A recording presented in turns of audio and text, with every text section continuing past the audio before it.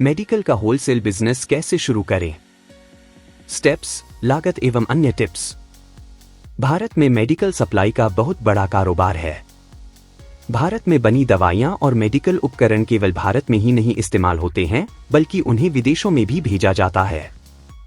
भारत की बनी दवाइयों की विदेशों में बहुत बड़ी मांग है। भारत प्रतिवर्ष 2.5 करोड़ अमेरिकी डॉलर की दवाएं केवल अमेरिका को ही निर्यात करता है। भारत की दवाइयों की डिमांड का ताजा उदाहरण हाल ही में कोविड-19 वायरस के संक्रमण को रोकने के लिए बनाई गई भारतीय वैक्सीन का है। यह वैक्सीन विश्व के लगभग 65 देशों में सप्लाई की गई है। यह बात अलग है कि सरकार ने इस वैक्सीन डोज को सीमित संख्या में निःशुल्क इन देशों को भेजा है, लेकिन सरकार की ओर से जितनी डोज भेजी गई हैं, वो उनकी जरूरत का 10% है। यानी उन देशों को अभी इस तरह की भारतीय वैक्सीन 90% डिमांड और है। भारतीय वैक्सीन का रिजल्ट अच्छा आ रहा है, इसलिए इन देशों द्वारा बाकी के 90% वैक्सीन की डिमांड भारत से आ रही है, जिससे भारत के मैन्युफैक्चरर्स और होलसेल सप्लायर्स को अच्छा खासा बिजनेस मिल जाएगा। इसके अलावा भारत में बनने वाली अनेकों दवाइयों का बड़े पैमाने पर विदेशों को निर्यात होता है। साथ ही हमारे ही देश में भी दवाइयों की भारी खपत होती है। स्टेप 1, बहुत बड़ा मार्केट है भारत। चूंकि भारत विश्व का दूसरी सबसे बड़ी आबादी वाला देश है, यहाँ की आबादी को देखते हुए मेडिकल सप्लाई का काम बहुत ही बड़ा है। दवाइयों और मेडिकल उपकरणों के उत्पादन में भारत का विश्व के मेडिकल इंडस्ट्री में 13वां स्थान है। ये आंकड़े बताते हैं कि भारत का फार्मास्यूटिकल्स के क्षेत्र में कितना बड़ा मार्केट है। इसके अलावा विश्व के अनेक देशों में भारत के ही विशेषज्ञ डॉक्टर अपनी सेवाएं दे रहे हैं। उनसे भारत के कारोबारियों को बहुत बड़ा बिजनेस मिलता है। इन सबको देखते हुए इस बिजनेस में काफी अच्छी संभावनाएं दिखती हैं। ये बिजनेस फायदे वाला है। वैसे तो हर बिजनेस में थोड़ा बहुत उधार चलता है, लेकिन इस बिजनेस की खास बात है कि यह बिजनेस कैश पर चलता है। यहाँ मैन्युफैक्चरर्स से लेकर होलसेलर्स तक इस बिजनेस में एक खास ट्रिक अपनाते हैं। वो यह है कि जो रिटेलर्स लेन देन में अच्छा नहीं होता है, उनको वो दवाएं नहीं देते हैं जो महंगी होती है। ऐसे दुकानदारों के लिए महंगी दवाओं की शॉर्टेज यानी कमी हमेशा बनी रहती है। होलसेलर्स यही कहकर उनसे पल्ला झाड़ लेते हैं। जो नकद या कम समय में पैसे का भुगतान कर देता है, उनको सारी दवाइयां मिल जाती हैं। उनको ऑफर भी मिलते रहते हैं। स्टेप 2, इस तरह शुरू करें बिजनेस। मेडिकल सप्लाई का होलसेल बिजनेस कैसे शुरू किया जाए? इस सवाल का जवाब यह है कि यह बिजनेस आम बिजनेस से थोड़ा हटकर है। यह बिजनेस आम आदमी की जिंदगी मौत से जुड़ा होता है। इसलिए बिजनेसमैन के लिए सरकार और मेडिकल क्षेत्र ने कुछ खास योग्यताएं और दिशा निर्देश निर्धारित कर रखे हैं। मेडिकल का होलसेल बिजनेस शुरू करने के लिए उन निर्धारित योग्यताओं और शर्तों को पूरा करना होता है। वैसे यह बिजनेस अन्य होलसेल बिजनेस से सबसे अच्छा है। अच्छा मुनाफा देने वाला है। समाज में सम्मान भी दिलाने वाला है। स्टेप 3, कई सरकारी नियम व शर्तें हैं इस बिजनेस के लिए। आइए जानते हैं कि मेडिकल का होलसेल बिजनेस शुरू करने से पहले आपको किन किन शर्तों को पूरा करना आवश्यक होता है। भारत में the drugs and cosmetic act 1940 1945 में संशोधित लागू है। इसके तहत भारत में दवाइयों के निर्माण करने, वितरण करने और आयात करने के लिए गाइडलाइन बनी हुई है। मेडिकल का बिजनेस शुरू करने के लिए आपको central drugs standard control of organisation CDSCO अथवा state drugs standard control body यानी संस्था से फार्म 19 के तहत लाइसेंस लेना जरूरी होता है। स्टेप 4, लाइसेंस के लिए योग्यताएं। एक मेडिकल होलसेल का बिजनेस शुरू करने वाले को कम से कम किसी भी मान्यता प्राप्त शैक्षणिक संस्था यानी एजुकेशन इंस्टीट्यूट अथवा किसी मान्यता प्राप्त विश्वविद्यालय से फार्मेसी में डिग्री या डिप्लोमा होना चाहिए। मेडिकल के होलसेल बिजनेस करने वाले को दवाइयों के सप्लाई से जुड़े कारोबार में 1 वर्ष का अनुभव भी होना चाहिए। 3, यदि आप स्वयं फार्मासिस्ट नहीं हैं, तो आपको एक रजिस्टर्ड फार्मेसिस्ट को फुल टाइम जॉब पर रखना होगा। स्टेप 5, लाइसेंस कैसे बनवाएं? एक निर्धारित फॉर्म में आपको सारी जानकारियां भरकर एक आवेदन देना होगा। 2 इस आवेदन के साथ होलसेल बिजनेसमैन को अपना नाम, पद की जानकारी देते हुए अपने हस्ताक्षर करके होलसेल मेडिकल बिजनेस शुरू करने का उद्देश्य भी बताना होता है। 3. ड्रग लाइसेंस के लिए मांगी गई सरकारी फीस का चालान भरकर आवेदन के साथ जमा करना होता है। 4. आवेदन के साथ ही आपको निर्धारित फॉर्म में घोषणा पत्र यानी डिक्लेरेशन फॉर्म भी जमा करना होता है। 5. आपको अपने परिसर में किए जाने वाले बिजनेस का मुख्य प्लान भी बताना होगा। 6. अपने परिसर में किए जाने वाले अन्य कार्यों के लिए साइट प्लान भी बताना होगा। 7. आपको अपने परिसर के अधिकार यानी मालिकाना हक या किराएदारी के दस्तावेज भी देने होते हैं। 8. यदि आप बिजनेस परिसर किराए पर ले रहे हैं तो उसके मालिक के मालिकाना हक के दस्तावेजी सबूत पेश करने होंगे। 9. बिजनेस का संविधान, incorporation certificate, MOA, AOA, partnership deed भी देनी होगी। 10. ड्रग्स एंड कॉस्मेटिक एक्ट 1940 के तहत प्रोप्राइटर पार्टनर डायरेक्टर्स के फार्मासिस्ट न होने का शपथ पत्र देना होगा। 11. रजिस्टर्ड फार्मासिस्ट या सक्षम व्यक्ति को फुल टाइम नियुक्त करने का शपथ पत्र देना होगा। 12. यदि किसी कर्मचारी को नियुक्त करते हैं तो उस रजिस्टर्ड फार्मासिस्ट या सक्षम व्यक्ति का नियुक्ति पत्र देना होगा। लाइसेंस लेने के बाद आपकी कानूनी कार्रवाई यहीं पर पूरी नहीं होती है, बल्कि CDSCO की निगरानी में drug controller general of India द्वारा नियुक्त फार्मेसी इंस्पेक्टर से नियमित रूप से निरीक्षण भी कराना होगा।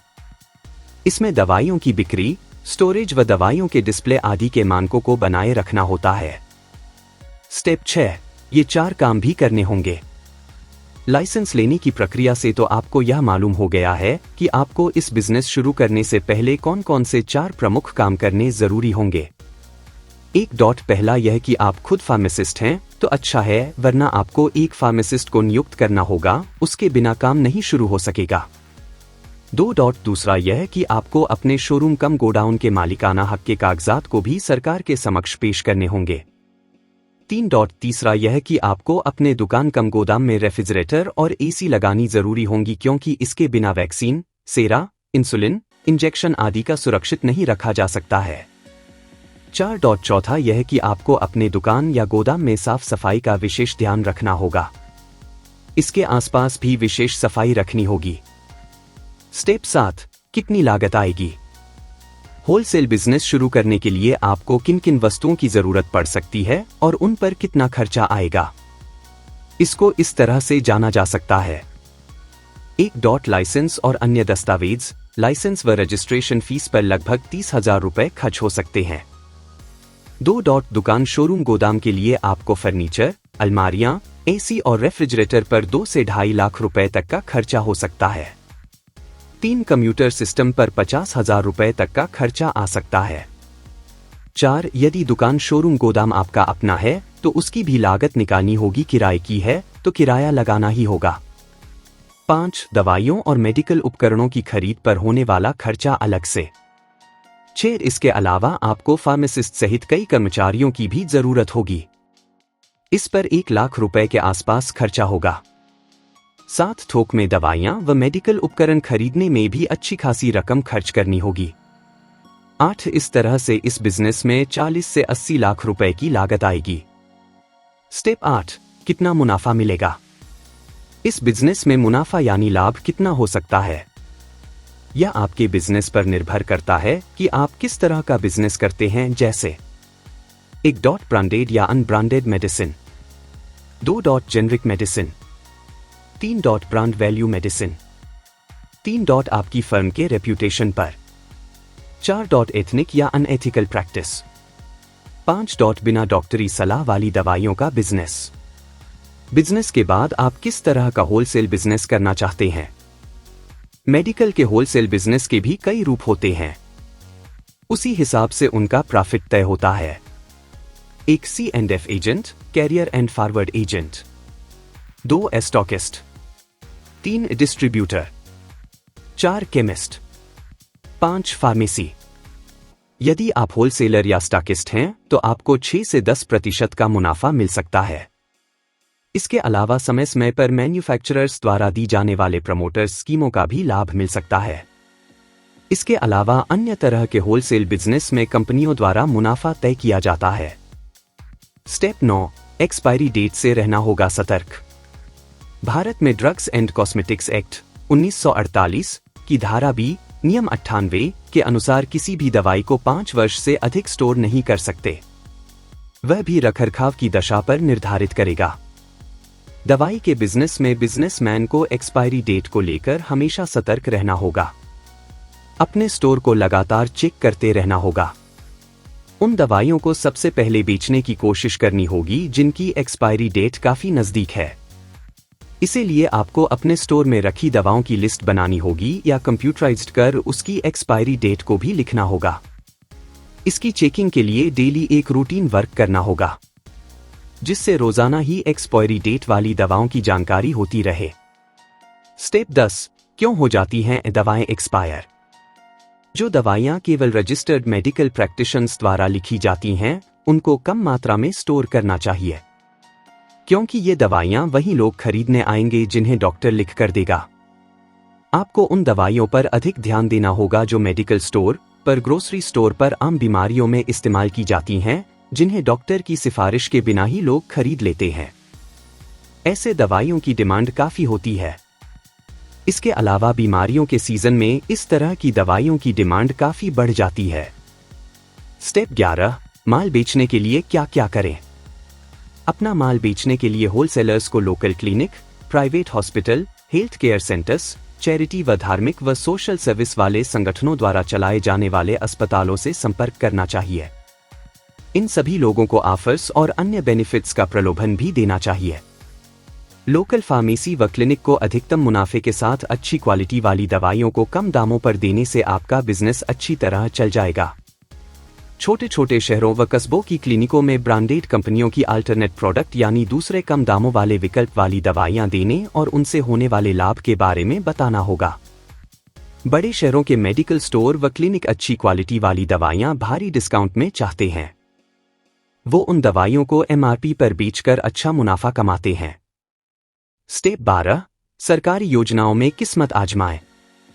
मेडिकल होलसेलर्स को सरकारी योजनाओं में अपनी दवाइयां व उपकरण सप्लाई करने की प्लानिंग बनानी चाहिए। देश भर में सरकारी व अर्ध सरकारी अस्पतालों, क्लिनिकों की भरमार है। इनमें सप्लाई के लिए समय समय पर टेंडर आदि निकाले जाते हैं। उनकी सप्लाई करके अधिक से अधिक मुनाफा कमाया जा सकता है। इसके साथ ही होलसेलर्स को चाहिए कि वो उन दवाइयों की लिस्ट बना ले जो उस क्षेत्र में कम बिक रही हो, जबकि उसी तरह की दूसरी कंपनी की दवा अधिक बिक रही हो। उसके लिए मैन्युफैक्चरर्स कंपनी पर दबाव डालना चाहिए कि वो MR, मेडिकल रिप्रेजेंटेटिव, रख कर सभी डॉक्टरों के पास अपनी दवाओं का प्रचार कराएं तथा इन डॉक्टरों को कुछ मुफ्त सैंपल भी भेजें। इससे डिमांड बढ़ेगी तो होलसेलर्स का माल बिकेगा। स्टेप 13, इंपोर्ट एक्सपोर्ट के लिए करना होगा ये काम। यदि आप होलसेल के साथ विदेशों में भी सप्लाई करना चाहते हैं तो आपको उसके लिए Indian import and export number लेना होगा। इसके बिना आप अपना इंपोर्ट या एक्सपोर्ट का कारोबार नहीं शुरू कर पाएंगे।